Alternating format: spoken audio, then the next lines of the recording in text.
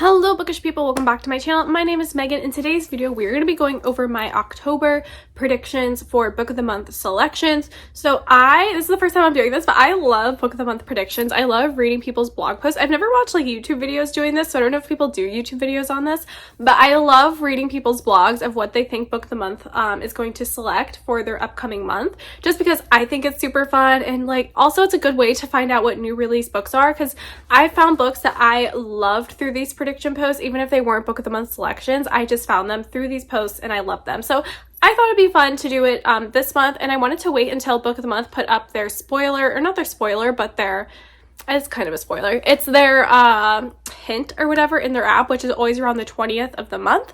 And this is the spoiler that they put up this month. As you can see, it really looks like two book covers. So which leads me to believe that they're going to have more than 5 selections, because they're referencing 2 different books in this. And I think the 2 books they're referencing in this is Thistlefoot by Jenna Rose Nethercott, I believe her name is, and then the other one is Sign Here by Claudia Lux. So we're going to go over those 2 books, and then we're going to talk about the other books I think they are going to select. So first, let's talk about Thistlefoot. So this book is a fantasy story, and it's really based on Eastern European culture and folklore, and also I think a Jewish mythology as well. And it's basically about these 2 siblings. I'm not sure if they're sisters, brothers, or brother and sister, but it's about these 2 siblings, and they inherit a mysterious inheritance, which is the house Thistlefoot. And it's basically this house that has chicken legs. Like the house you see in the cover photo, that is the house that they inherit, and they basically go on this cross-country journey with the house. I believe they're putting on some sort of show, whether that be like a circus show, some sort of magic show. They're doing some sort of show where they're traveling cross-country in this house, and then they have like this bad guy. I don't know who they are or what they want, but they're following them across the country, and it just sounds like such a fun time. Like the concept sounds so out there. A house with chicken legs, like it just sounds so out there, which makes it sound so much fun. And especially now that there's like an adventure component to it, right? They're traveling across the country, they're putting on some sort of show, and then you have this guy following them. Like to me, that just sounds like the most fun fantasy book ever. So if we are correct and this is referencing Thistlefoot, I will be so happy. I think this is gonna be such a fun read. So as you can see, it has a little devil thing at the top, so I don't think that is a reference to Thistlefoot at all. I think only that chicken leg is a reference. So I think this is referencing Sign Here, and here is the cover for that, so you can see how I'm getting that from. So Sign Here by Claudia Lux, you're following our main character who works in hell, and like they literally work in the underworld. So right there, I'm already intrigued. Like to me, that already sounds like so much fun. And basically what they are doing, they're up for a promotion, and they have one more family member of this big wealthy family called the Harrison family, and only one family member has not sold his soul to the devil. So it's up to our main character to get this last Harrison family member to sell his soul over to the devil so that he can receive his promotion. It sounds like a dark comedic horror novel, and another one that just sounds like such a great time. And if these 2 selections are correct, and Thistlefoot and Sign Here are selections, like there already goes 2 of my selections, because you can only get 3 books a month, okay? Which book of the month, like, can we expand it to 4? Is that a possibility? You can only get 3 books a month, okay? So like there's already 2 of mine gone, so hopefully the other books aren't that great, or the add-ons aren't that great, because yeah, I'm already almost maxed out. So those 2 selections. And now we're going to talk about the books that I potentially think are going to be spoilers. So they either have 5, 6, or 7 selections every month. It really just depends on the month, and they don't tell you beforehand how many selections they're going to have, so you know, you just kind of find out the day they come out. So we're going to go over historical fiction first, then literary fiction, which we only have 1 prediction for that,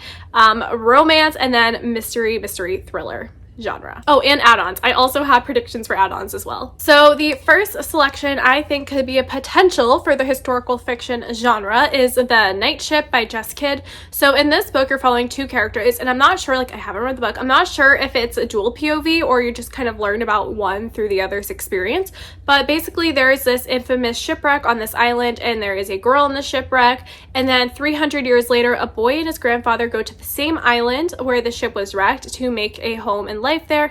And I think their kind of stories between the little boy and the girl get intertwined, and it just sounds like a historical fiction story that's deeply moving. I think it's inspired by real events as well. That just like a moving story, takes place over decades, I mean hundreds of years, and it just sounds like something book of the month would be interested in. Plus I feel like there's a lot of hype behind this book, so it hasn't even come out yet, and I think, let's see, I'm on the Goodreads for it, there's 598 ratings.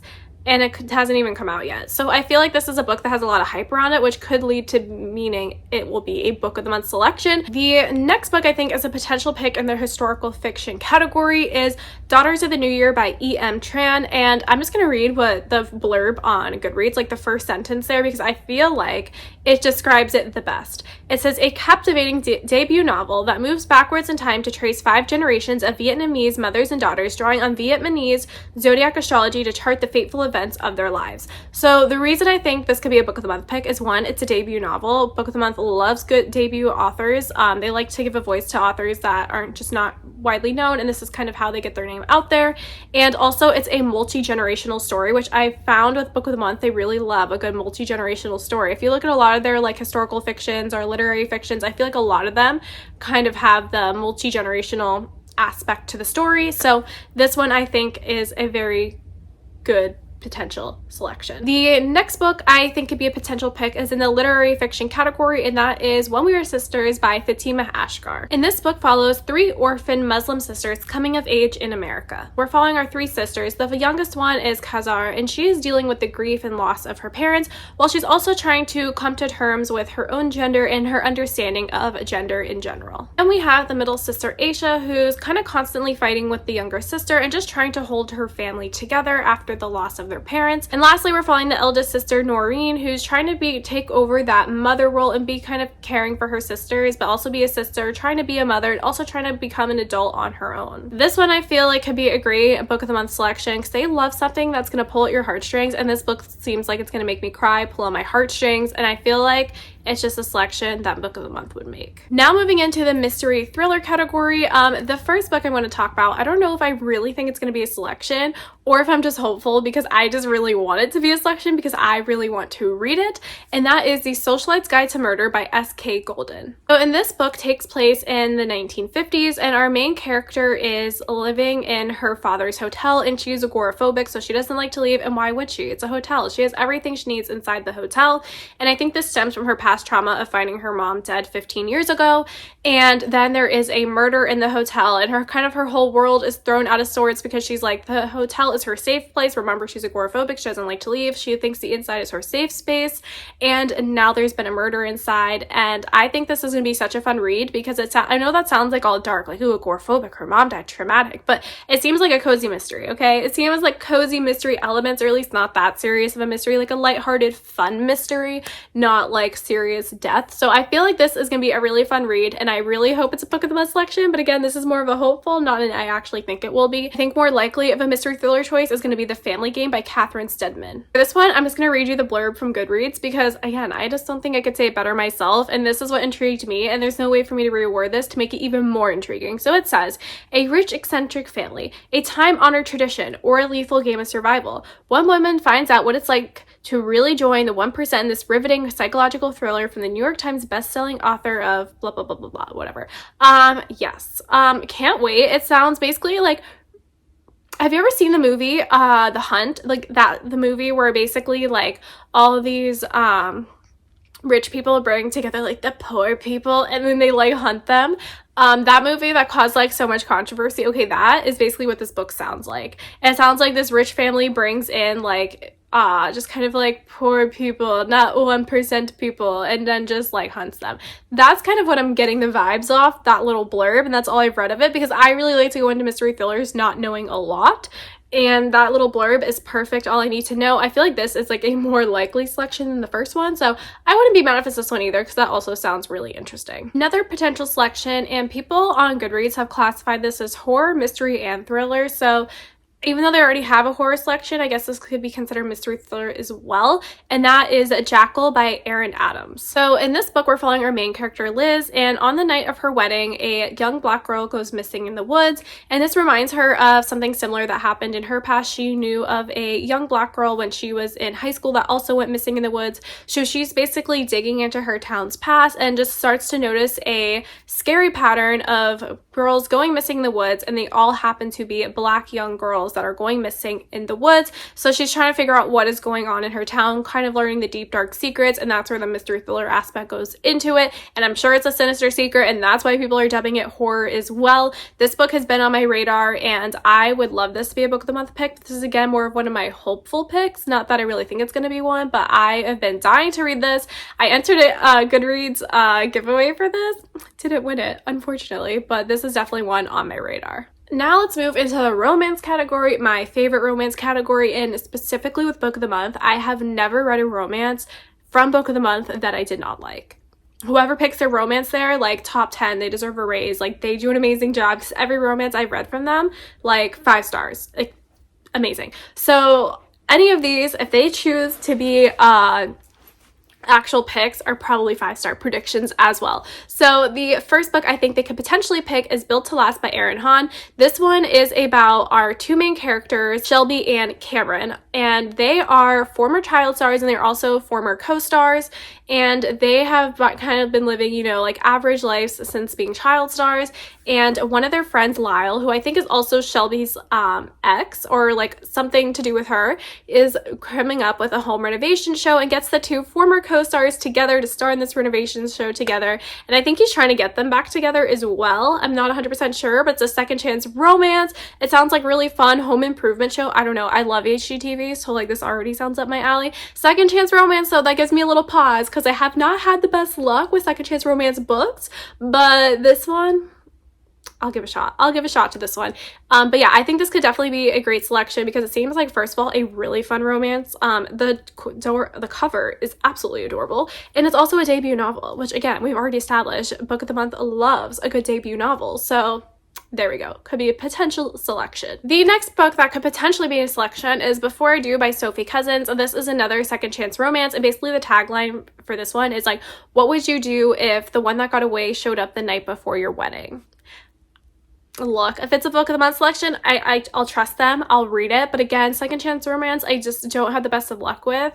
And I kind of don't love the concept of the one who got away coming to you before the night of your wedding. So maybe if this is a pick, I'll skip it. But the reason I think this could be a potential pick is because it would be a repeat author. And I know I said the Book of the Month loves debuts, but they also love repeat authors as well, okay? And I know this Sophie has been a author on there before. This time, I think it's called, I have it right here actually.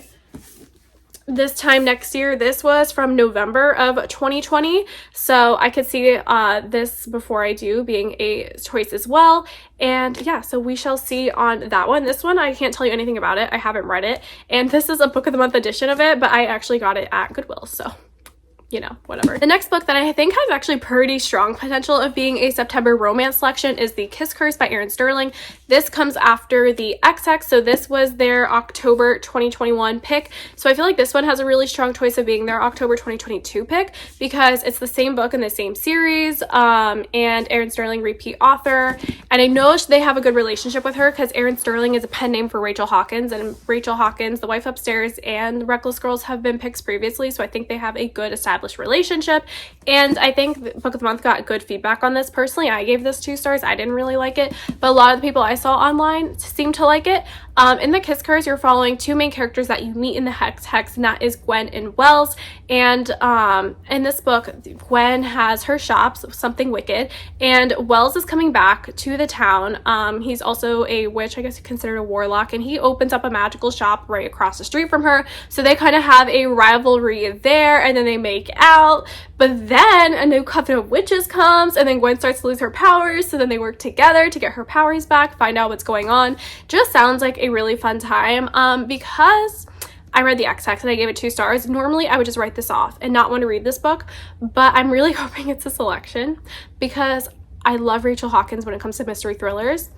That's why I was so sad when this one didn't work out. I love her mystery thrillers, so I have to give her romance another chance. So this one I feel like has a good shot, although this one already came out in September. But The Love Hypothesis, or not The Love Hypothesis, Love on the Brain by Allie Hazelwood came out in August, but it was a September selection. So because this one came out September 20th, The Kiss Curse, I still feel like it has good potential to be a October selection. Okay, I literally finished filming this book and I realized, finished filming this video, and I totally realized I forgot to do my add-on predictions. Okay, so my first add-on prediction is Our Missing Hearts by Celeste Ning. To be honest, I have no idea what this book is about.